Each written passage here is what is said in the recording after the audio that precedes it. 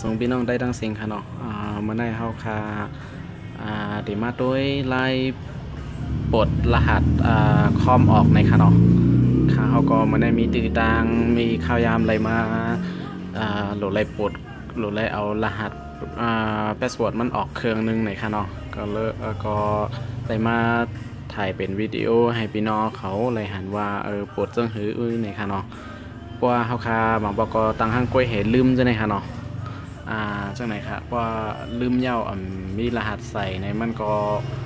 ติดเข้าได้ค่ะเนาะสังสว่าเฮาหมอในก็ตอนตัดตัวเฮาเสียมก้ามาบอกหมังเลยก็จังจอยเหลือเปิ้นในค่ะเนาะเฮาค่ะวันตั้งสุดได้ก็ติเลยมีโปรแกรมอันนึงค่ะเนาะแต่ที่ปลดรหัสมันออกในค่ะนะจื่อมันได้ก็ให้เรนพุทซีดีในค่ะเนาะอันนี้ก็ค่าเฮาเดเสิร์ชลิงก์มันไว้ปันเตอ YouTube ค่าเฮาในค่ะเนาะสังเกตว่าเผยใครไล่ใครเก็บไว้ในก็โหลดเอาไล่อยู่ค่ะเนาะอันนี้ได้ก็ตอนแต่เอาขึ้นไว้ตอนแต่จอยเหลือตัวเก่าเลยว่าจอยเหลือแต่ก็หิมห้อมอันเฮาฮู้จักนั่นในค่ะเนาะผมใจว่าฮู้ไล่เอาในหันความเบิ่นตังไว้เปิ้นใส่ไว้จังนั้นให้กว่ายากกว่าลักเอาข้อมูลเบิ่นลองส่งซิมเบิ่นจังนั้นได้ก็ค่าเฮาก็ปันแห้งในค่ะเนาะอันในตอนตาเปิดมังบางๆแล้วในค่ะเนาะสมมุติว่าเป็นคอมทั้งกล้วยเฮาในมังบ่ค่าเฮาก็ยามเป็นค่ะเนาะมื้อแต่จ้าเรียนคอมใหม่ๆนั่นค่ะนะเปิ้นตังก็เฮาตังในค่ะเนาะตังแล้วก็มังบ่ก็ตังแล้วลืมแล้วบ่ถึงมาจำลายต้องลายในค่ะเนาะเพราะฉะนั้นก็มีปัญหาเฮาขาดเก็บข้อมูลเฮาไรในค่ะเนาะสังเกตว่าเฮาได้เก็บไว้ใครตีมันในค่ะเนาะสังเกตว่ามีอยู่ในไดซีในสังเกตเฮาก็ลงเว้นตัวใหม่ในมันก็ได้หายอยู่ค่ะอันติดรหัสในค่ะนะอันติดพาสเวิร์ดเนี่ยสังเกตว่าเฮาลงเว้นตัวใหม่ในแต่ก็มันหายสิได้แต่ข้อมูลเฮาแคปหางวิดีโออันเฮามีไว้อยู่ที่นั่งหน้าจอเฮาจะแนมไปเลยเก็บนั่นมันก็ได้หายกว่าจอมในค่ะเนาะมันได้เอาขึ้นไรในค่ะเนาะค่ะเฮาคำมาด้วยดีในค่ะเนาะว่าคาไรโปรแกรมรูนอันใหม่ออกมาใหม่ในได้ก็หาโหลดเอาอะไรดีในอินเทอร์เน็ต Google เนี่ยค่ะเนาะเข้าหาโหลดอะไรครับป้อจื้อมันสิเข้าหาอะไรค่ะเนาะเฮาค่ะก็ว่าโหลดไฟล์มันมาแล้วในเฮาค่ะเดี๋ยวเลยถอดใส่แผ่นค่ะเนาะกู้ใส่แผ่นเสร็จก่อนในค่ะเนาะสังเกตว่าเฮาโหลดไฟล์มันมาใส่แผ่นยาวก็เฮาค่ะก็มาใส่ในคอมที่อันเฮาค่ะได้โพสต์นั่นในค่ะเนาะเฮาค่ะใส่ก็จังได๋ค่ะตอนตัดได้เข้า CD ในเฮาค่ะก็เฮ็ดจังหนังเปิ้นได้ลงเว้นตัวใหม่นั่นในค่ะเนาะเฮาค่ะปิดเครื่องให้ขึ้นเปิดใหม่ก็ไล่อันนั้นก็รีสตาร์ทเครื่องก็ไล่ในค่ะเนาะอันนี้ก็ค่ะเฮาได้รีสตาร์ทเครื่องก่อนในค่ะเนาะรีสตาร์ทเครื่องมันได้รับเครื่องกว่าให้ขึ้นเปิดขึ้นมาใหม่ในค่ะเนาะเมื่อมันเปิดขึ้นมานั้นเฮาค่ะได้เล็กเป็นคอมอยู่ที่เป็นบางตัวค่ะเนาะอันนี้ก็ปงมันได้ก็แอป2ค่ะเนาะสังเกตว่าขึ้นมาในเฮาค่ะกดเด็กเป็นแอป2นะฮะเด็กแอป2มันก็ได้เข้ามาพูดที่เฮาได้ตั้งการพูดแผ่นหรือว่าฮาร์ดดิสก์จังนั้นค่ะเนาะอันนี้ก็โปรแกรมนึงฮะอันนี้ค่ะเนาะมันก็ได้ขึ้นมาหน้าต่างอันนี้ค่ะเป็นเกี่ยวกับ CPU BIOS ของเฮาเนี่ยค่ะเนาะการตั้งเสียงแต่อยู่ในค่ะเนาะสังเกตว่าเฮาตั้งผิดตีมาบล็อกคอมเฮาเต็มขึ้นก็จังเป็นไรค่ะเนาะอันนี้ก็เกี่ยวกับข้อมูลมาเฮาค่ะก็ตัดได้เลื่อนในเด็กอันนี้ค่ะเนาะซ้ายขวาตั้งเหนือเนี่ยค่ะเนาะอันนี้ก็เฮาค่ะก็เน็กซ้ายมาอันนี้ก็เป็น configure อันนี้ security อันนี้ค่ะเนาะมาดีตัวพุท CD นะครับบุตนี่ค่ะเนาะบุตในอันนี้อันตั้งเหนือสุดในเป็นฮาร์ดดิสก์ไว้ในค่ะเนาะเฮาค่ะตอนเมื่อเร็วในเดใส่แผ่น CD เสียให้มันพุทเข้าแผ่น CD ในเลยเดแล้วเอาแผ่น CD อันมีอยู่ในขึ้นไว้อยู่ตั้งเหนือในค่ะเนาะเฮาค่ะมาเลือก CD DVD ROM นะฮะก็เด็ก F6 เนี่ยค่ะเนาะ F6 ที่ในค่ะนะเอาให้ขึ้นตั้งเหนือค่ะเนาะอันนี้ค่ะมันดีขึ้นมาอยู่ตั้งเหนือสังเกตว่าเขาใครให้มันลงขึ้นใครเอาฮาร์ดดิสก์ขึ้นบ่อยาวเอาใครตั้งขึ้นไหนก็เขาค่ะเด็ก F5 เนี่ยค่ะ F5 ได้ลงดีๆค่ะเนาะสังเกตว่าเด็ก F6 เนี่ยก็ขึ้นอยู่ตั้งเหนือสุดเนี่ยค่ะเนาะสังเกตว่าเขาค่ะเอาอยู่ตั้งเหนือสุดเป็นอันยาวตัวลิงามเนี่ยเขาค่ะก็ เต็กปันอันนี้ค่ะเนาะมันดีลัดว่าให้เต็กแอป10นะครับเนาะเซฟแอนด์เอ็กซิสนะครับเขาขาก็เต็กแอป10ปันนะครับปึ๊บมันก็ดีออกมาเขาขาดีเลยเต็ก yes ปันแทงกล้ามนึงนะครับเนาะกด enter ค่ะ yes มันก็ดีปุดเข้าแผ่น CD กว่ากับนิ้วนะครับเนาะในตั้งกล้องค่ะเนาะเอามือถือถ่ายไว้ค่ะอันนี้ก็ค่ะจือมันอันนี้ค่ะเนาะ High Rand Put CD นะคะเนาะเขาขาก็มาเลยอันที่2นะคะ Start High Rand Put CD นะคะกด Enter เข้ามาค่ะเนาะ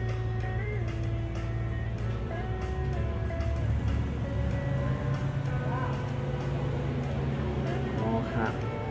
อันนี้ก็มาเขาขาดีเลยเลือกอันที่3ในนี่ค่ะเนาะ Password and Registry ดูดีเลยเอาอันที่3นะคะต้องหาจือที่ว่า Password and Registry นี่ค่ะเนาะมันอยู่ที่2ที่3ก่อนเลือกอันนี้ค่ะที่ว่า Password นี่ค่ะนะคะแถวตั้งที่แถวที่3นี่ค่ะ Password อ๋อค่ะเขาค่ะเลือกอันนี้กด Enter เข้ากว่าค่ะเนาะแล้วก็อันนี้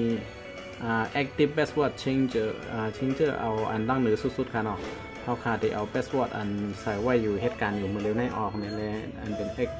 Active Password นี่ค่ะเนาะอันหนึ่งฮะปึ๊บเขาค่ะติ๊ก Enter อันนี้ก็เอา Standard นี่ค่ะเนาะกว่าห้างกล้วยค่ะติ๊กอะไรอันนี้ก็ Auto ค่ะแล้วก็ไปกันค่ะเนาะอันนี้ก็เลือกเป็นภาษาอังกฤษ US มันดีกว่าก็เร็วค่ะเนาะเขาค่ะกว่าก็ Yes เป็นค่ะเนาะ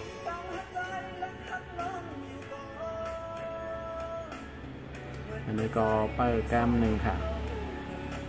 อ๋อค่ะมันเด็กขึ้นมาให้เลือกอยู่3อันในค่ะเนาะเขาค่ะจะเลยเลือกเป็นอันที่2ในค่ะเนาะ Search for Microsoft ในค่ะเนาะ MS SAM Database อันใส่เป็นเลข2ดีในค่ะว่าเขาติ๊กเป็นเลข2ปึ๊บนะครับแล้วก็กด Enter ค่ะเนาะ Enter ปึ๊บมันก็เดค้นหานะครับเนาะมันก็เดมมุนอยู่ดีนะครับปั่นอยู่ติ้วๆนะครับเนาะมันตึกค้นหาpassword เตียนเขาขาดใส่เสียลืมไว้นั่นนะครับเนาะสังเกตว่าหาหันยาวเนี่ยก็มันก็เดขึ้นมาให้เขาลบนะครับให้เขาเอาออกนะครับเนาะใจโปรแกรมอันนี้ก็ง่ายได้ค่ะเนาะเป็นอันใจไรหลีนะครับเนาะอันนี้ก็เป็น Windows 8 Windows 8 หรือ Windows 10 กับหัวข้าวนะเขาเข้าอะไรค่ะเนาะเปิดมาให้ปลดก็ปลด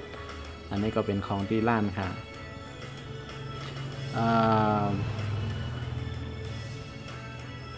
อันนี้ค่ะเด็กขึ้นมาthere is one MSM นะครับมันนะหันไว้ password อันตั้งไว้อยู่1ตัวนะครับเนาะแต่ในเหตุการณ์ต่อนั้นให้กด enter นะครับเนาะเด็กเป็น enter กัมค่ะอันนี้ค่ะเนาะ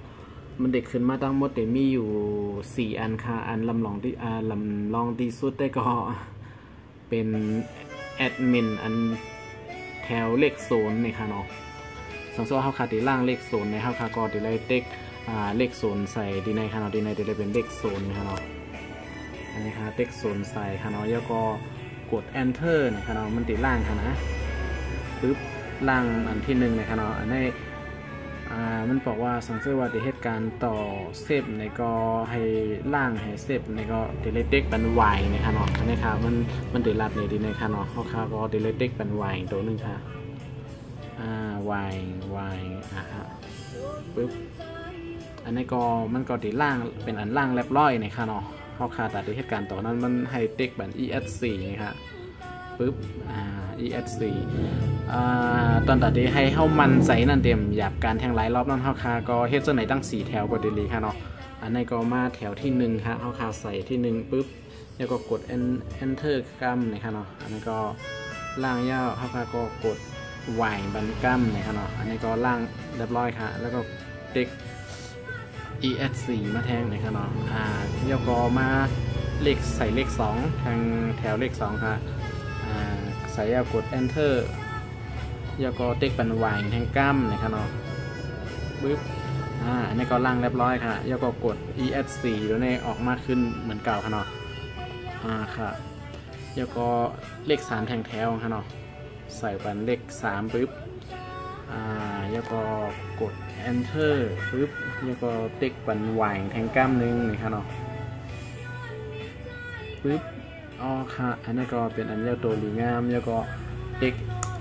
ปุ่มอะไรปุ่มหนึ่งอันนั้นก็ esc enter ก็อะไรค่ะเนาะออกว่าค่ะเนาะบ๊อบว่าเฮาค่ะเฮ็ดจังไหนครบตั้ง4อันยาวนี่ก็ติ๊ก esc แต่ได้ออกโปรแกรมอันไหนนี่ค่ะเนาะesc แล้วก็เลข3ครับเนาะอันนี้ว่า exit แต่ได้ออกนะครับเนาะใส่เป็นเลข3ครับแล้วก็กด enter ปึ๊บอ๋อค่ะเป็นอันนี้โดลิงามเข้าค่ะก็เอาแผ่นออกแล้วค่ะเนาะ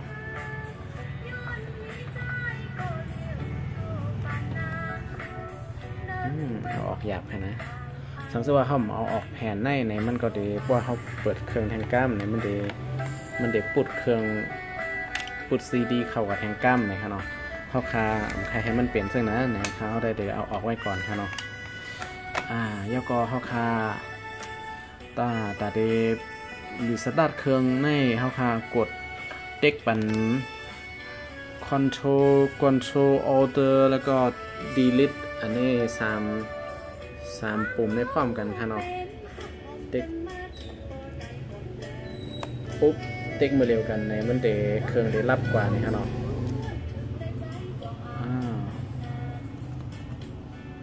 อันนี้ก็เด็กแอมกันเลยครับอันนี้ค่ะเนาะเด็ก esc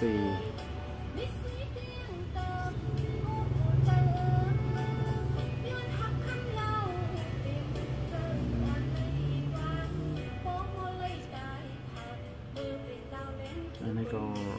อะไร esc ปึ๊บอันนี้เหตุการณ์ค่ะราคาเป็นอันเรียบร้อยแล้วในก็อันนั้นก็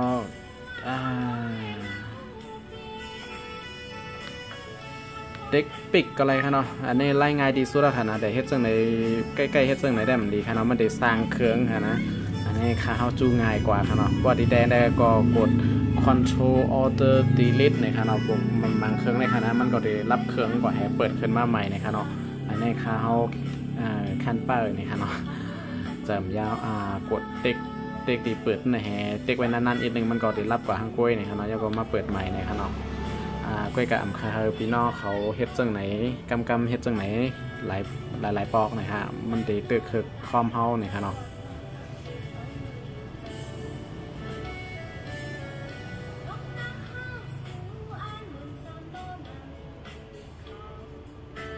ค่ะอันนี้ก็เป็น Lenovo นะครับเนาะ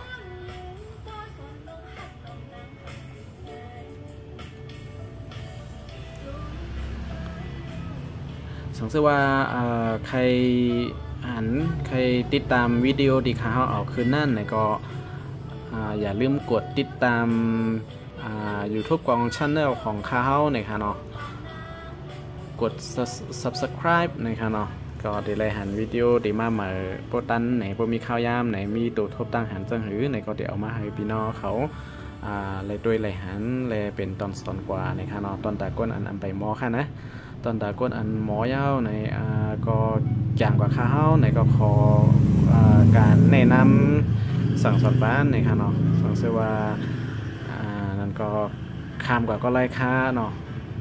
มันได้ก็จมหนังปองเป็นลายใครให้พี่น้องเขาเต็มได้เก่งต้องกับจูเบิร์นในค่ะเนาะเดี๋ยวเลยมอเกลิดปัญหาหังก้อยในค่ะเนาะเมื่อเร็วกับปันคอมก็เล่นกันมั่นนำได้ว่าในค่ะเนาะอ๋อค่ะเมื่อได้ก็มีจึงหนังไหนก็ค่ะเนาะเมื่อสงค่าอันนี้เป็นอันเรียบร้อยค่ะเนาะอันต้องใส่รหัสเย้าค่ะนะเข้าก่อนเลยกำซื้อเลยค่ะเนาะเมื่อสงค่า